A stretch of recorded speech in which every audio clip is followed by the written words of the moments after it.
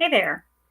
I'm just ahead today because I have a charcoal poultice over a fair amount of meat. So it is messy and we're just gonna be talking heads today. Um, so I've been looking and looking for information about charcoal. I have ongoingly really bad reactions to medicine and it's just difficult. And right now, I'm in a situation where because I'm on medical leave from work, we have to have something that's going to move the needle. And if it's not medication, then it needs to be something. So um, I've also had very increased from a couple of days worth of trying a medication that was supposed to be pretty mild. I have ended up with just no ability to digest food properly at all, and it's turned from me sort of. I just know I have to take my probiotics in order um, to have my GI tract work, pretty well. It's gone from that to like nothing helps, just nothing helps. So this is my third day on charcoal. I'm taking 6 tablespoons per day. Um, that's not quite twice the amount that uh, that I did find a good clinical study um, that tested out between cholesterol medication and um, charcoal, kind of which one works better or at all or whatever. And it found that cholesterol wise, it is a very effective binder and remover. And my cholesterol is high right now, and I've been told by a functional doctor that the cholesterol will sort itself out once my GI tract sorts itself out, which has come to make sense to me because in the research that I've done, cholesterol is a product of the liver, and the liver, kind of runs the whole show, really. So, um, so I wanted to offer that as an amount because I have had enormous trouble finding correct amounts of how to try things. So, um, so that's what I'm trying. 3 tablespoons a day is not quite 6 grams, and 6 grams was like the dose that was in the article. Um, I'm taking twice that because I need some pretty quick results. And I just thought, well, let's see if my body can handle that.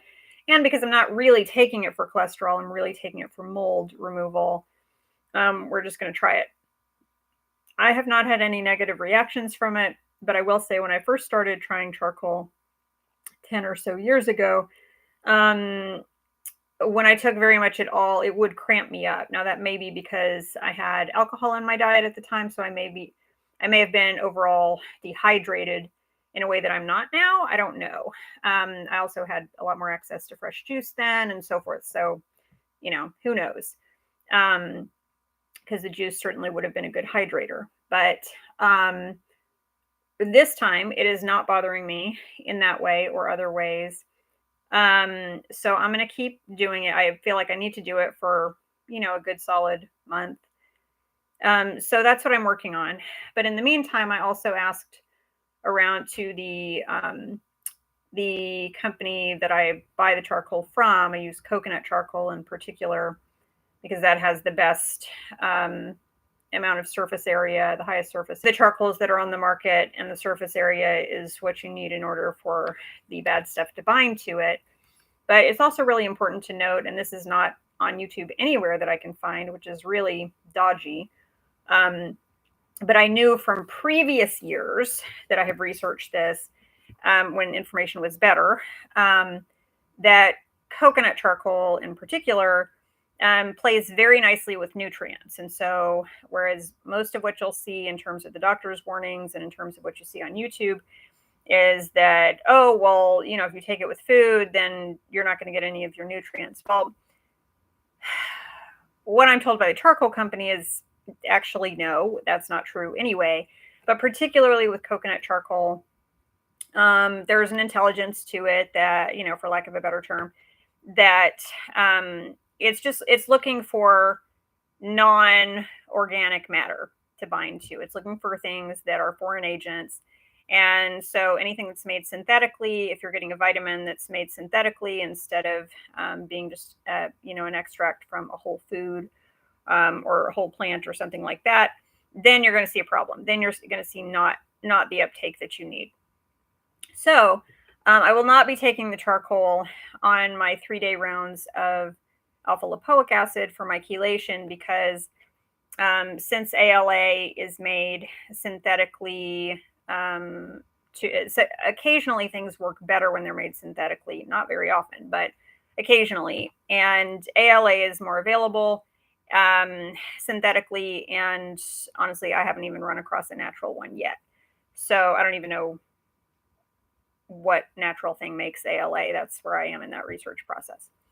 So I won't use it during those times or kind of in the off ramping from that period or in the on ramping from that. But what I'll do is I'll change my pattern from 3 days on chelation, 4 days off to probably 3 days on and then a good 5 or so days off to allow for that on ramp, off ramp time so that I've got a good 3 days with the charcoal as well. Now, in the meantime, as well, in talking to the charcoal company, I asked about, I'm having just enormous GI issues. I just can't seem to, my body just cannot remember over this past week how to digest food. It just doesn't know what to do.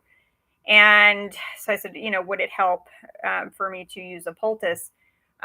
Because she had mentioned, people use poultices on their livers often and so forth. And so I did put one on my liver today, but I also put one on my tummy because, if you're going to be messy, you just might as well get it all done at once. And so we'll see if that helps. Now, when I have used the biomodulator on my liver directly, I've ended up very, very wiped out in a very liver detoxy kind of way. So I haven't done that except once. So we'll see if this poultice does the same thing. I also asked about, when you're doing a poultice, like, what is that like? What is that like? How do you manage that given that charcoal dries the skin out, particularly? And so she said you can mix it with oil instead of water. And I thought that might be messy or goopy, but actually it's worked really well. So I'm just using a gray washcloth because what's a gray washcloth the best for? Putting on charcoal poultices. And so I had a spoon in the poultice. I pulled it out, wiped the washcloth with, against the spoon and then just wiped it on. And it's really quite quality controlled. And this is an 8-ounce jar. This is not full, but it gets dirty up here. It's about 3.5 ounces of organic sunflower oil. And then what looks when you dump it in, like you're filling up the whole jar of charcoal, but what actually is not that much. It collapses real fast. So what I actually did was put a 1/4 cup in first of oil. Then I put the charcoal in it, mixed it up, found that I didn't have enough oil. Put more oil in kind of to help it collapse down. And then it mixes up really, really easy. And it's not lumpy. It's like real easy.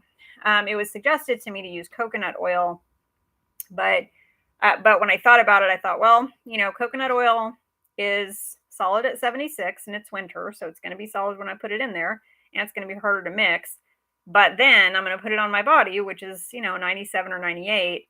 And all of a sudden I'm going to have a big goopy mess. So I wanted to have it liquid from the get-go, because if it's going to end up liquid on my body, then I'd rather have it liquid in the jar too, so that I know what the realistic texture is that I have to deal with. So that's what I did there. I've had this on for about 12 minutes now, and I don't feel anything in particular that I can tell. I feel just a little bit kind of tight and achy, but I was feeling that way before, I think. So in the next installment, I'll let you know how it went. What I'll do after this, in general, I will not use the coconut charcoal topically. I'll use a hardwood charcoal. You can also use a bamboo charcoal. I've ordered the hardwood charcoal because when she and I were talking, that's what we ended up talking through. She said that has a good grain for topical, and you need a less fine grain for topical so that it doesn't get smeared on the skin and you're not able to get it off, and then you end up in blackface on accident, which would not be good. So this time I used coconut because that's what I had on hand, and of course I wasn't using it on my face, so I'm safe. It's just on my tummy, but I did order some hardwood kind. However, I will call her back because after I ordered it, I thought, well, hardwood may be the best for that, but if bamboo is close, I'd rather order that because that's a much more sustainable option. I live in the woods. I know how fast bamboo grows, and I know how long it takes to grow a tree. So that's what I can offer about it so far. The medicine that gave me trouble is an older cholesterol medication. But if you look into the peer-reviewed studies, what you'll see is there's a lot of comparisons between the older cholesterol medications and charcoal. There's a lot of that. So there actually is some useful data. What I was lacking up until recently was like, what's the dosing? Because I see people, they're sprinkling charcoal into things randomly and whatever. But if they're taking it and, then they're taking synthetic medications, or if they're not taking it in a therapeutic enough dose, either enough to be effective or little enough to be safe, then you're just wasting money throwing stuff around. She did also say that in doing a charcoal bath, which I have not done for a long time because I did it once and it made my bath so dirty it was impossible. She said never do that with coconut charcoal. It's just too fine. It'll just, make your bathtub dirty looking. And it does. But the hardwood charcoal with its grittier grain is good for that. And she said 1/2 cup to 1 cup. And I mean, if I had to guess and hadn't asked her, I would have guessed, 4 cups in a bathtub. So she said more than that, and you're getting into too strong, and you're getting into just wasting your money. So I hope that's helpful to somebody at some point, in addition to helpful to me.